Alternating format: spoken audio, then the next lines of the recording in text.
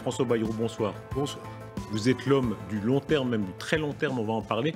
Quelques mots sur le très court terme. Exemple à l'instant, Gérald Darmanin versus Audrey Pulvar. La plainte, plus la plainte, la rencontre, etc.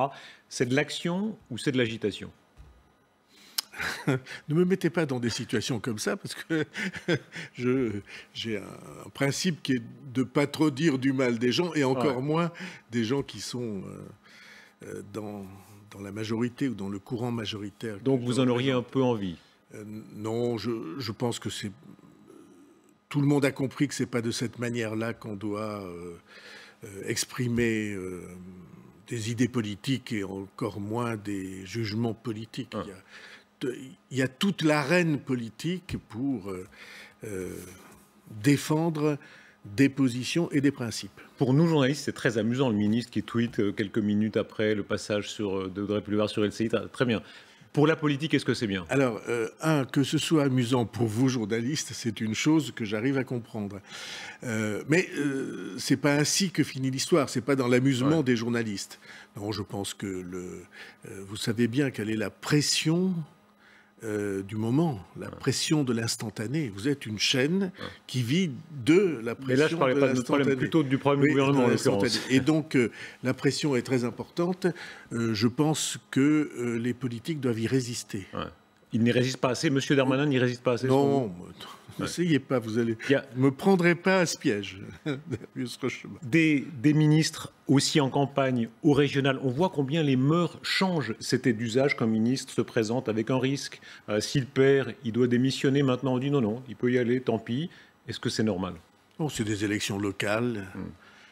J'aurais souhaité qu'elles fussent encore plus locales qu'elles ne le sont. Je pense que la France a une faiblesse qui est de nationaliser tous les scrutins. Vous qui êtes suisse, vous savez exactement qu'on peut avoir des débats locaux et même des majorités locales qui ne se décalquent pas sur une majorité nationale. Et vous, en plus, la situation politique, ça veut dire, pardon, que institutionnelle de la Suisse fait qu'il n'y a pas de majorité comme ça. Envoyer plusieurs ministres, ça nationalise.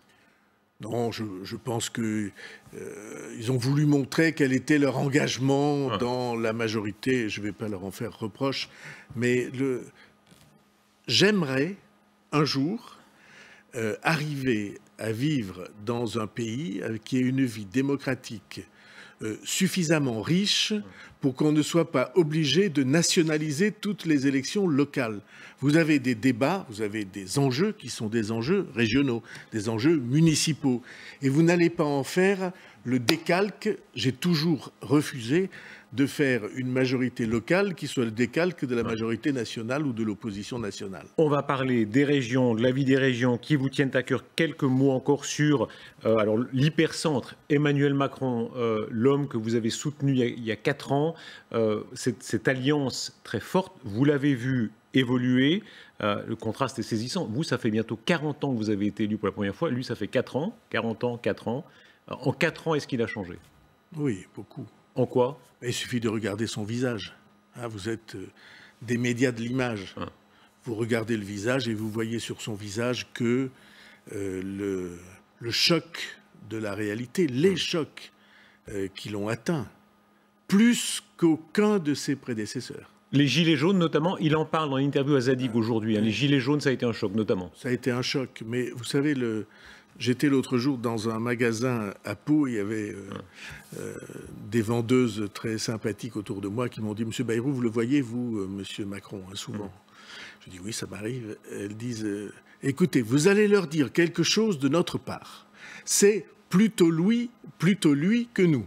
Parce que ceux qu'il a affrontés, on ne voudrait pas être à sa place. » Votre mouvement, le Mouvement démocrate, a montré un peu d'humeur sur un certain nombre de sujets ces derniers temps, sur le pass sanitaire, que vous n'avez pas voulu voter en première lecture, sur la proportionnelle, promesse non tenue. Est-ce qu'il y a une déception?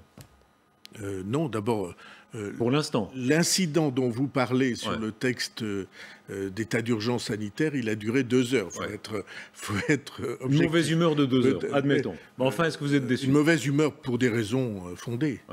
Et la deuxième chose, la proportionnelle que vous évoquez, je sais bien que tout le monde considère, affirme urbi et orbi que c'est une affaire pliée. Moi, je ne suis pas de cet avis. Je pense que c'est un combat absolument essentiel.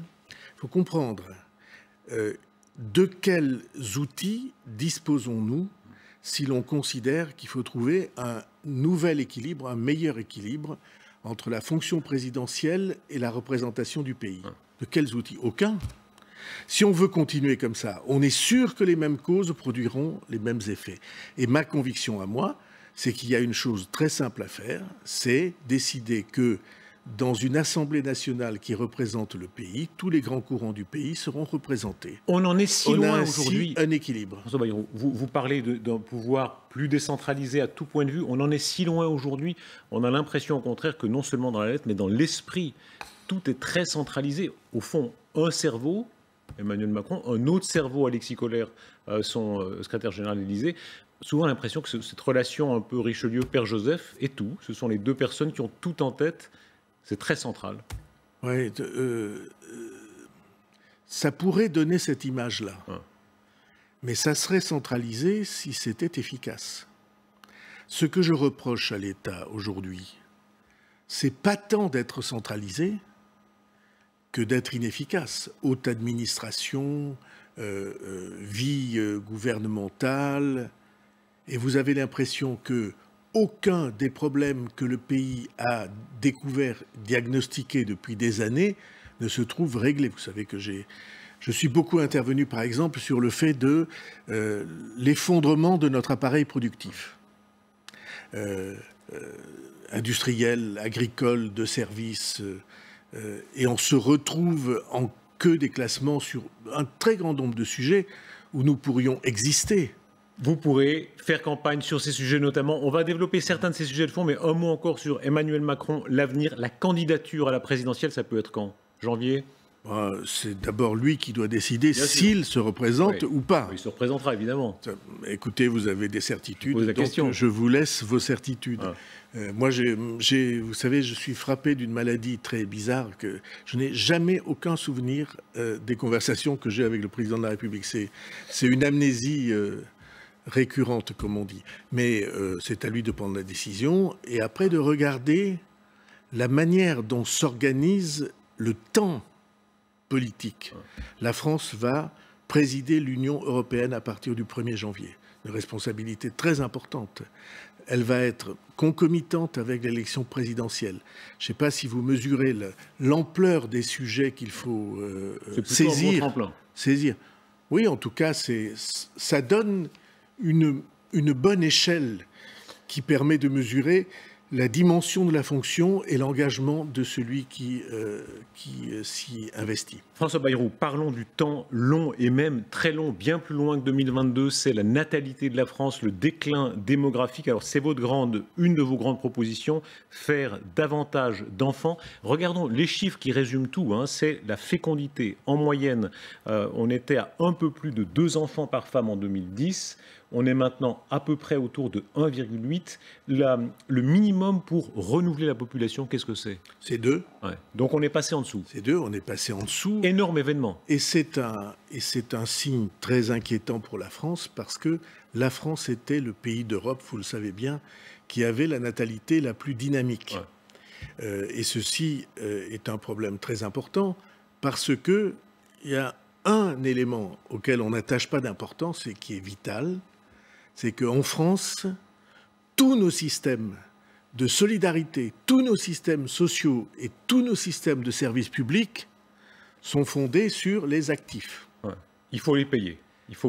Ceux qui paient des impôts et ceux qui cotisent pour les assurances sociales. Alors si on regarde les choses en face... Et donc si vous avez une population qui se restreint, forcément les services publics et les assurances sociales, la solidarité, vont se restreindre aussi. Or, la France, c'est pas possible. Parce que la France est un pays qui est fondé sur ce contrat social-là. pour payer les retraites, pour payer ce système, est-ce que, qu'on le veuille ou non, ce n'est pas l'immigration qui sera la seule solution? Non. Tout à l'heure, dans votre introduction, vous avez dit, François Bayrou dit que non. À la question que vous posez, est-ce que l'immigration peut être la réponse à cette, baisse et peut-être à cet effondrement? La réponse est non. Pour deux sortes de raisons. La première raison est arithmétique. Il y a à peu près entre 8 et 10 millions de femmes qui sont en âge d'avoir des enfants en France.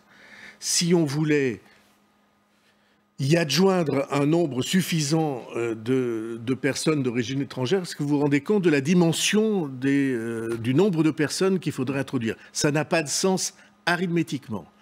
Et c'est dangereux culturellement. Parce que si vous organisez un choc entre communautés diverses, vous savez, les Allemands l'ont fait en une fois. Ils ont introduit 1 million de migrants personnes. En 2015, Madame Merkel, on se rappelle ces selfies, elle est avec les migrants. Pas seulement Madame Merkel. 3 mois ou 4 mois avant la décision de Madame Merkel, je crois me souvenir que le patronat allemand a dit il nous faut 1 million de personnes supplémentaires. C'est eux qui le voulaient. Le patronat demande, le gouvernement décide, on a fait entrer 1 million de personnes en une seule année. Et je crois qu'une telle expérience n'est pas renouvelable. François Bayrou, quand même, quand on regarde la réalité, nos confrères de AFP Factuel ont montré à quel point, quand on regarde les courbes, c'est très spectaculaire. L'Europe, voilà, on ne va pas détailler parce que c'est très compliqué, mais la petite courbe en bleu tout en bas, c'est ce que serait l'accroissement naturel sans l'immigration dans l'Union européenne. On voit à quel point la société se métisse de fait. Est-ce que là, on se voile pas la face? Notre société est en train de se métisser, elle se métissera toujours plus. Est-ce que ça n'est pas le cas? Elle se métisse depuis où elle se pluralise. Il y a des mélanges d'origine et de population depuis des siècles. Et là, c'est pas la du siècle, là, c'est beaucoup plus récent. Pardon, je prends mon exemple. Moi, je suis moitié iranien. J'étais dans une classe d'école il y a un certain nombre d'années. J'étais très exotique à l'époque. Aujourd'hui, ça s'est complètement déplacé. Oui, il n'y a pas que des inconvénients à tout ça. Le fait qu'on puisse avoir des rencontres de cultures, de communautés différentes, de manières de voir la vie différentes, pour moi, c'est aussi... il peut y avoir des aspects positifs. Les nationalistes appellent ça le grand remplacement. C'est leur langage. Est-ce que c'est faux, selon vous? Oui, je pense que c'est faux. Je pense que c'est faux parce que numériquement, ça n'est pas vrai. En France, le nombre d'immigrés qui rentrent tous les ans est un des plus faibles des pays qui nous entourent. Mais ce n'est pas ça la question.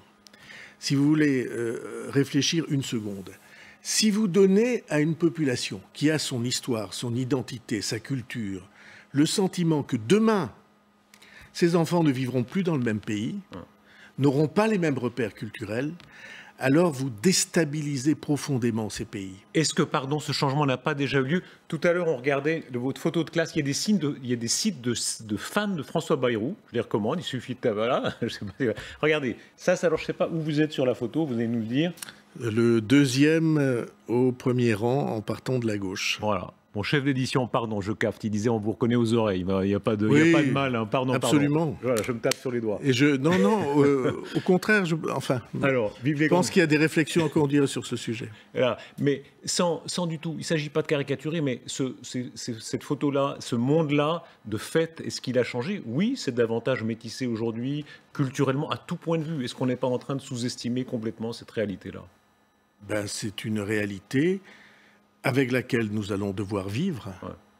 Le nombre de familles dans les gens que je connais, dans le monde pyrénéen rural, le nombre de familles qui étaient très à cran sur ces questions de rencontres, de couples, de mariages, Et ils ont évolué. Et quand ils ont vu leur fille épouser quelqu'un d'une origine complètement différente, parfois d'une religion différente, ou leur fils avoir ainsi un couple qui soit un couple biculturel, ils découvrent tout d'un coup qu'il y a des richesses aussi là-dedans. Alors, ça peut marcher, mais vous savez très bien que beaucoup de gens pensent que non, ça amène aussi des problèmes. Qu'est-ce que vous dites à Éric Zemmour qui dit il y a moins de prénoms français? Qu'est-ce que vous dites à la dame qui dit à Montpellier il n'y a plus de Pierre? Il n'y a plus de Pierre en réalité. Voilà, il y a beaucoup de gens qui trouvent ça. Excusez-moi, il n'y a plus de Pierre nulle part. Si je vous disais les prénoms de mes petits-enfants, oui. Vous auriez de sérieuses surprises. Alors, mais là, c'est comme ça les histoires des prénoms. Il y a des vagues. J'ai toujours pensé que si j'avais eu plusieurs vies, j'aurais fait une vie de sociologue et j'aurais étudié cette question. Moi, je suis fasciné par ça. Vous avez des familles, des couples, qui, quand ils apprennent qu'un enfant arrive, se creusent la tête pendant des mois pour trouver un prénom original. Et alors, tout le monde choisit le même. Alors chez vous, il y a au moins, j'ai regardé, vous avez 6 enfants, dont Calixte, mais c'était le nom de votre père, sauf erreur. Oui. Voilà. Combien de petits-enfants? C'est un secret professionnel. Non, plus de 20, je crois. Hein. Écoutez, voilà. J'en sais rien. Alors, ça renouvelle la population, d'accord, mais on voit bien à quel point c'est difficile. Pourquoi d'accord? Pourquoi d'accord? Comme si vous le concédiez. François Bayrou, vous savez très bien qu'en réalité, forcer la natalité, c'est quasi impossible. Il y a des gens de droite qui vous disent autorité, il y a des gens de gauche qui disent les crèches, etc. En réalité, ça ne marche jamais. Dès que les gens atteignent un certain niveau social, ils font moins d'enfants. Monsieur Rochebin, je ne crois pas du tout ça. Je pense que la clé, le secret, est dans l'optimisme du pays. Si on continue à avoir en effet un pays démoralisé, alors les pays démoralisés ne font plus d'enfants ou en font moins, parce qu'ils ne peuvent pas se projeter dans l'avenir. Et donc cette question de dynamisme national, c'est aussi la question du dynamisme démographique. Mais on peut y aider. Il se trouve que si vous regardiez la courbe de la natalité française, le jour où on a coupé les allocations à un certain nombre de Français, sous le quinquennat de François Hollande, ça s'est effondré. Et donc, il y a aussi des responsabilités. Avoir des crèches ou des assistantes maternelles, garantir aux femmes qui ont des enfants que ça n'aura pas une conséquence négative sur leur carrière. Très souvent, ça n'est pas le cas. Faire en sorte que les pères de famille puissent prendre des responsabilités. Au fond, faire en sorte qu'il y ait une attitude compréhensive de soutien de la société, ça, c'est une vraie clé. François Bayrou, plus de natalité, on voit que chez vous, ça tient à cœur. Est-ce que c'est aussi, on parlait tout à l'heure de la sensibilité démocrate chrétienne, ça fait partie de ça pour vous? Alors, j'essaie de jamais mélanger les problèmes civiques et les problèmes de conviction spirituelle personnelle. C'est pas un secret que je suis croyant et que même je suis, comme on dit, pratiquant, mais je ne mélange pas ces sujets. Le sujet du dynamisme démographique de la France est un sujet civique, c'est un sujet démocratique. Encore une fois, ce qui est en jeu, c'est est-ce que nous allons garder le contrat social le plus généreux au monde que nous avons, ou est-ce qu'il va s'effondrer? Est-ce qu'on accepte qu'il s'effondre? Est-ce qu'on accepte, autrement dit, de baisser sans cesse dans la reconnaissance des nations?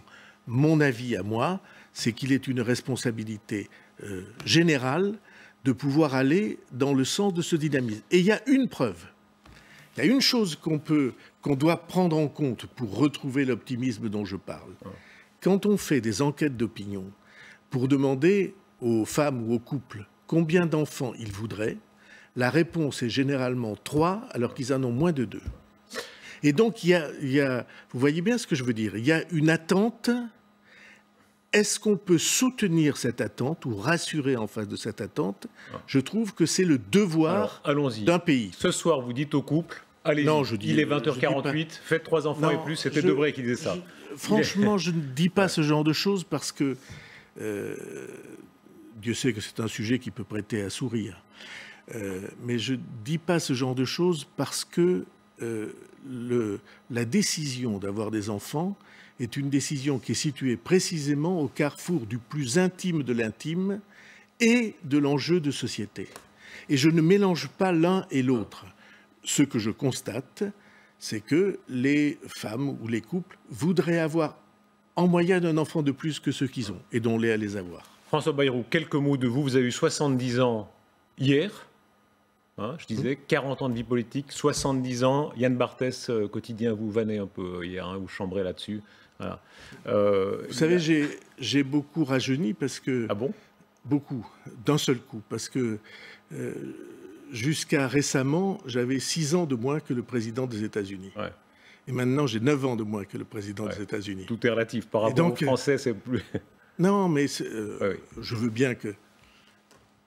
Les grands dirigeants de la planète, quel âge ont-ils aujourd'hui? Ils ont l'âge de l'expérience. Vous prenez Poutine, vous prenez Xi Jinping, vous prenez évidemment Joe Biden, et vous voyez que les peuples, assez souvent, ont besoin aussi d'expérience. En France, nous avons la chance d'avoir un président jeune et autour de lui des gens qui ont en effet une capacité, une expérience. Je trouve que c'est plutôt bien. Et quant à moi, je me sens d'une juvénilité que j'ai rarement rencontrée dans ma vie. Alors, longue vie à vous. Le temps qui passe quand même a pris un sens particulier avec la mort d'une personne, c'est Marielle de Sarnez, qui était comme une sœur pour vous en politique. Il y a peu, c'est très rare en politique, des gens qui, à leur mort, recueillent une sorte d'unanimité comme ça dans l'hommage. Pour vous, ça a été un cap. Ben, c'est un moment de bascule, de choses très importantes. Vous perdez quelqu'un avec qui vous avez partagé 35 ans de vie et d'engagement, et avec qui, tous les jours, 10 fois par jour ou 15 fois par jour, vous examiniez les choses et les questions. Ben oui, évidemment, c'est un manque. Mais ce manque-là, pour moi, d'abord, il ne s'efface pas. J'ai perdu aussi mon bras droit à Pau, qui a disparu. La mort autour de vous, la mort de votre père précoce, la mort de plusieurs personnes de votre famille de manière accidentelle, etc., elle était là. Elle était là, elle est là, et elle donne son sens à la vie. Il y a des gens qui pensent que la mort, c'est quelque chose qui finit. Pour moi, non. Moi, je pense que les gens qui ont disparu, d'une certaine manière, ils sont là, et peut-être on pourrait dire d'une manière certaine, ils sont là. Et ils sont non seulement présents, mais pour moi, agissants. Alors, évidemment, ça crée des liens. Ce ne sont pas des liens tout à fait ordinaires, parce que c'est des liens dont la présence n'est pas sensible. Vous croyez à leur intervention? Oui, j'ai toujours pensé, j'ai toujours vérifié dans ma vie. Vous parliez d'événements tragiques très, très précoces dans ma vie. J'ai toujours pensé qu'en effet, ils étaient là et qu'ils pouvaient aider. Alors, c'est de grands mystères, parce que c'est très difficile à comprendre. J'ai toujours pensé que la mort, c'était pas la disparition, c'était la sortie du temps. Nous sommes dans le temps, vous et moi, surtout, vous avez le chrono qui tourne. Nous sommes dans le temps, et eux, tout d'un coup, ils ont acquis un autre mode d'existence. Mais je vous fais là des confidences personnelles qui ne sont pas très habituelles sur des plateaux de télévision. François Bayrou, un mot de conclusion. Hier, on recevait Stéphane Bancel, l'homme de Moderna. Je ne vais pas vous faire reparler de votre... Mais lui était dyslexique. Vous étiez bègue. Oui. Et lui disait très bien à quel point ça avait été une force pour lui, en fait, de surmonter sa dyslexie. Vous êtes d'une espèce différente, vous, les bègues, les dyslexiques, vraiment, il y a une forme de... C'est pas bien. Hein? En tout cas, je sais que c'est moins agréable à vivre que ça n'est à raconter après coup par les observateurs. C'est une épreuve, en réalité. On n'oublie jamais quand on a été bègue ou dyslexique. Oui. Je pense que c'est ineffaçable. Et je pense que c'est bien que ça soit ineffaçable, parce que ça vous met tout d'un coup en relation avec les gens à qui il arrive de méchantes bricoles dans la vie, à qui il arrive des accidents, avec les gens dont on se moque, parce que ça joue un très grand rôle. Vous aviez été moqué beaucoup ? Bah, forcément, comment voulez-vous qu'il en soit autrement? Vous connaissez quelque chose de plus cruel qu'une cour de récréation, vous? Je vous garantis qu'il n'y a rien de plus cruel. Parce que c'est comme ça, c'est comme dans la meute des petits loups, hein, on se mordille. Et donc, oui, c'est franchement pas sympa, comme on dirait. Et en même temps, ça vous conduit à quelque chose qui est de retrouver l'enfant que vous étiez et peut-être de l'apprivoiser un peu. Vous voyez ce que je veux dire? Ça remonte encore ou on s'en guérit à jamais ou il y a toujours quelque chose? Je pense qu'on n'en guérit jamais, mais on paraît en guérir. C'est déjà pas si mal. Merci beaucoup François Bayrou d'avoir été notre invité en direct. Merci beaucoup.